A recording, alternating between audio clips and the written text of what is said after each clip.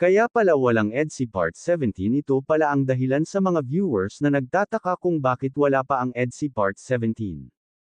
Ito po ang rason. Nagkaroon ng konting aberya dahil sa sunod-sunod na rehearsal na ginagawa nila.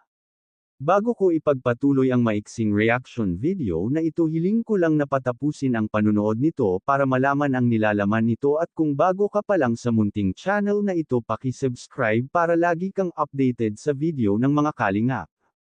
At pakisuportahan natin ang ama ng kalingap na si Val Santos Matubang, Ate Edna Vlog at si Kalingap Rab. Isang mapagpalang araw sa inyong lahat mga kalingap, at shout out nga pala sa patuloy na sumusuporta sa aking YouTube channel, lalong-lalo na sa mga viewers natin na walang sawang nanunood at sumusuporta. Maraming salamat. Sa mga viewers natin na nagtatanong at naghihintay ng EDSI Part 17, ito ang rason kung bakit natagalan na ipalabas ito, dahil sa sobrang pagkabusy ni Kalingap Rab at mag-love team na Edo at Bianzi ay hindi pa po maipapalabas dahil masyadong abala ang lahat sa pagrampa ng love team na Edo at Bianzi.